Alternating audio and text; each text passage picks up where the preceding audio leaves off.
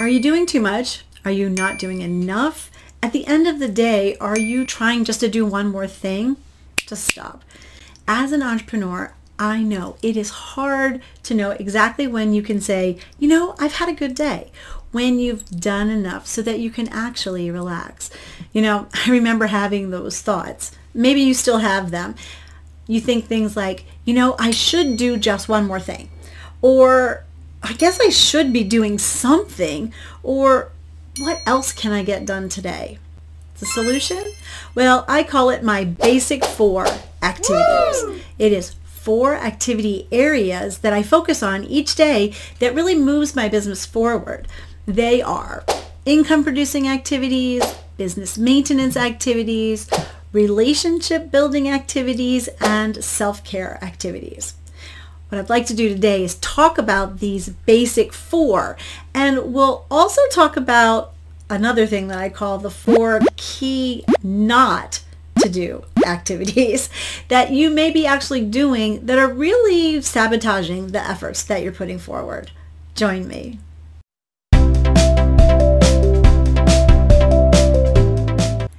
Hey there, wise woman. This is DeneenTB, your Christian business growth strategist and clarity coach, helping you to really transition into the next phase of your business so that you have more meaning and more purpose in it.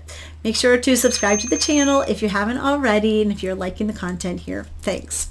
So, getting that out of the way, now what we're going to talk about is getting right into these basic 4 activities and really give you some practical actions that you can start taking today with each of them. The first one is the income producing activities. Now this means doing things that really get people to engage with you. That means that you get them to comment or you ask them a question that they can answer right inside of your posts. It also can mean that they send you a direct message. That's always great, right? Or if you're like me, it means to get them on a call to see if they're the right fit for my program. Depends on what industry you're in, because every industry is a little bit different. But what it comes down to is doing 2 things a day that will not only get you seen, but give those potential clients an opportunity to interact with you in some way. Now, here's where we need to have a little bit of a brainstorm. So let me give you some ideas that you can get started with your own brainstorm. It could be that these income producing activities are things like creating posts with a direct CTA, call to action. And that could be getting you on the email list or getting them to have a direct call with you or just answering a question. It also could be creating videos and doing lives. That really creates interaction and gets people to know who you are and how you are. And maybe it's inviting potential clients onto a masterclass or webinar that you're going to have. The invitations to things that you are actually doing where you show up are really great income producing activities. Your number 1 thought is, how can I get those people to interact with me and know more about me so that they know that I can solve their problem? Now, if you are in a more local business than online, then you'll need to think through how you can get in front of more people. This could include things like networking, having workshops, and having events in your local area. Remember, it is only 2 things in this area each day. That's enough. You don't need to do more. That means if you do have a masterclass scheduled that day, that you're already halfway done in this area. Okay, that's the first one, income producing. The second one is business maintenance activity. So 2 things again. It's important to keep up in this area because it's something that I know it's done it for me, that can really pile up very quickly, and then when it does, you feel very overwhelmed with all the things that you need to get done. So to avoid the swirl in your head that happens when you kind of feel behind on these tasks, on these activities, then you need to be doing these activities every single day so you don't feel that way. Don't put yourself in that position. What are these maintenance activities? Well, they are actually creating those posts and scheduling them so that you're not thinking about every single day, oh, what am I going to post today, right? It could be around writing blogs, or for me, scripts for my videos. Or it could be just keeping up with your contact spreadsheet. Who are you talking to? What are those messages? What did they say? How can I go back to them and have an actual agenda for that, an actual schedule of times and dates that you actually get back to them. Business maintenance could also mean just doing your QuickBooks or whatever software system you're using for your bookkeeping. When you have time scheduled in each day, remember to do just 2 of these activities, then it doesn't feel like this huge chore to plow through those things that you know that you've probably been setting aside until you can get to them. No. We don't want to do that at all. Planning for and taking time to do this really lays a foundation correctly that only adds to your ability to do more of those income producing activities. Imagine not getting to all of your invoices. Well, that would be a tragedy, right? They wouldn't know they even owed you money. All right. Okay, the third area we're going to talk about is the relationship building activities. Now, I think that this area is the most important of them all. Why? Because when you are building relationships, you will bring in income. When you can keep track of all those relationships with the correct maintenance, then you won't allow anyone to fall through the cracks, so they say, and miss out on any opportunities for new clients. In the online space, it has never been more important to build authentic relationships.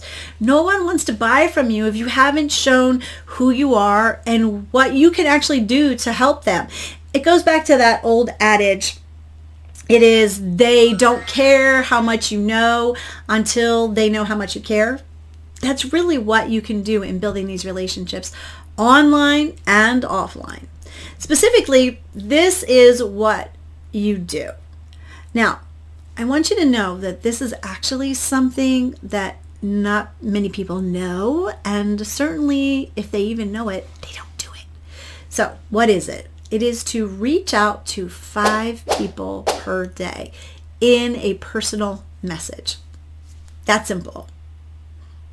Might sound simple, might sound maybe scary if you're an ultra introvert, but it's not. It's a personal message. So what does this look like? Okay. It means that you can be welcoming someone into your group on Facebook in a personal message. It could be inviting someone personally to that event you're having, to that masterclass, that webinar, that workshop, whatever you're calling it. It could mean just asking them specific questions based off a post that they engaged with and you just want to find out more information. The purpose is really to start a conversation in the DMs, in the direct messaging, in the private message, whatever you call it, and really get them out of the fray of the scroll on whatever social media platform you're using. I know in Calling Clarity, we actually have a template script to help you move that potential client from the liking your post to wanting them to actually get on a call with you to talk about how you can help them, how you can help solve their problem. So we actually have that for you. Now, remember, it is not about talking to everyone every day. I want you to know that this is about really being strategic, because it's really strategically looking for those people who have what we call the raised hands. They're interacting in some way with you that may be interested in what you have to offer. Just go from there. Don't worry about everyone, okay? All right, the fourth one we're going to talk about is self-care. Now, I know what you might be thinking. You might be thinking, how does self-care help my business growth? Simple. If you're not functioning in an optimum way, then your business cannot function in an optimum way. You do yourself really no favors by keeping your nose to the grindstone and not coming up for air. you don't do yourselves any favors. Now, I recently did a video on how to avoid burnout. I'll put it up here in the cards, and I'll put it down in the description too, so you can check it out and really understand how you can avoid that. That'll be good for you. So let's talk about self-care. Now, I'm not talking about like having a spa day, which of course you can do. That's a really fun thing to do.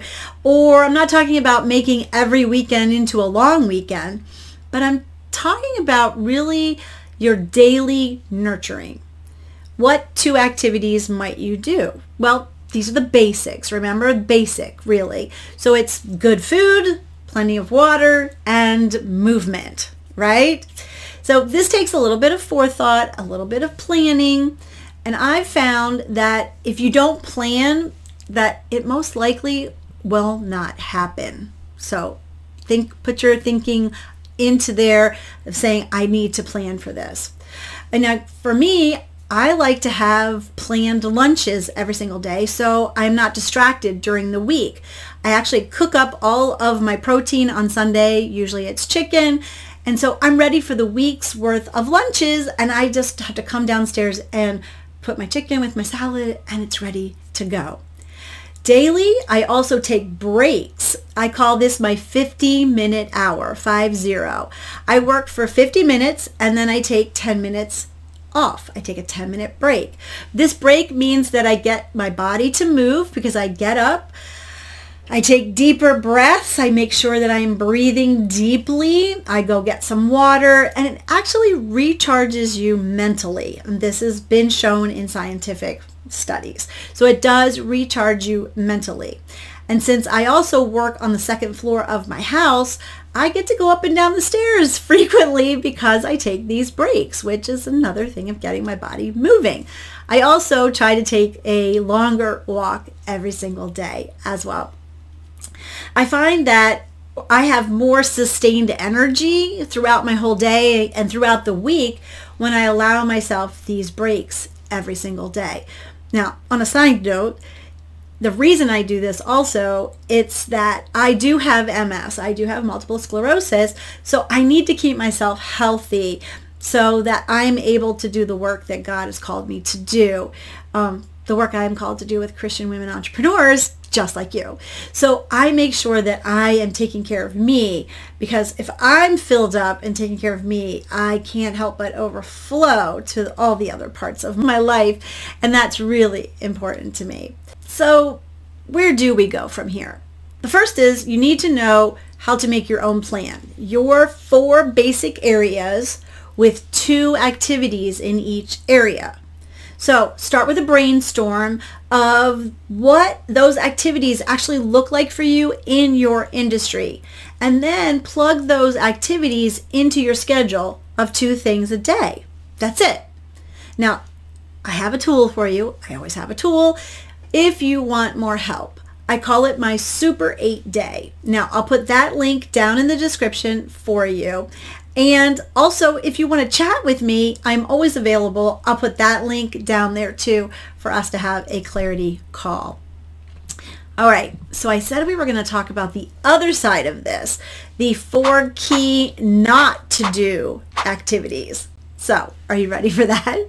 Good. Here we go. The first one is being silent while you are creating or working on a project.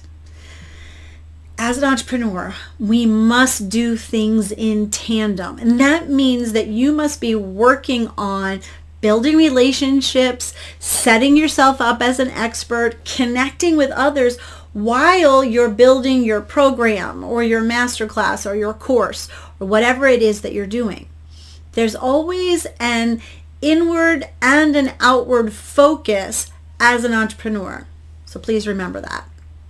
The second thing is talking and scrolling through social media with no agenda. To be in business, did you hear that? I don't know. I think somebody's going, what? Talking and scrolling through social media with no agenda. Okay. To be in business, you need to be connected.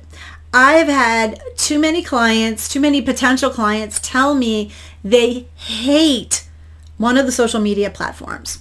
whatever one it is, I'll tell them it's because they're using it wrong. I have to be honest.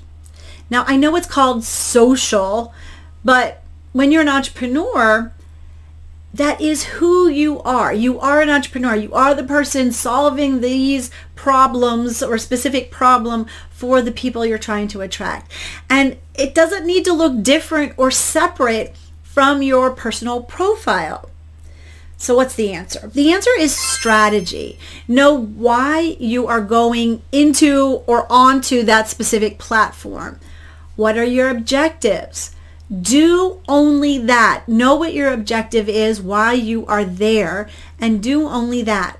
Give yourself a time limit. And in the beginning, you might have to give yourself an alarm, right? That's what you need to do. Okay. The third key not to do activities is working on your website ad nauseum. Just because you build it does not mean they will come. It is more important for people to know you and not some pretty sign that you're hanging out there in cyberspace. Stop tweaking it. Stop making it different. Stop. You can start and you can grow a business with simple landing pages that get that cash flow going before you even think about hiring someone to build your website. That's what I get to teach. I love that. We can teach you how to do that. Now, you may say, I'm building my own website, Deneen. Well, great, but you're still doing it. It's taking a lot of time, a lot of energy. Don't allow that project to keep you from building your reputation online, your reputation in your local space. You know, we need that know, like, and trust factor, right? The know, like, and trust factor with those who may want to see your website in the future, but they want to get to know you first. All right, the fourth one is not to keep working just to work. You're an entrepreneur. I have to be busy. I got to keep working. No, that's a key do not do activity. Now, I hope by now you've realized that you don't have to look busy or be busy to be a successful entrepreneur and to grow your business. You can be and should be strategic. In fact, it's better for you to be strategic. Work for the sake of work will only give you a headache. It will lead to burnout, as I said, and it will make you want to give up. You know, there will always be one more thing to do in your business. That's never going to go away. But when you have it planned, and you have planned it out, and you've created a schedule that works for you, for your lifestyle, the way that you want to conduct your life and business, then you're going to have the focus to grow your business in a way that is right for you. I hope that's given you some encouragement. And I hope that this has shown you how simple it can really be to create a focus that you need to grow your business with the basic 4. You can feel successful no matter what you're doing each and every day. When you know you are working intentionally inside of these activities, you will be successful. You can stop at the end of the day knowing that you can do something else. You can be with your family, all of those things. This is what we need to keep in mind. 1 Corinthians 10:31 says this, so whether you eat or drink or whatever you do, do it all for the glory of God. Now, with this as your focus, you can never go wrong. Thanks for watching today. Make sure to like this video. Tell me in the comments, what are you going to do today from the basic 4? And don't forget to subscribe. This is DeneenTB. Have a great rest of your day. And as always, be filled to overflowing.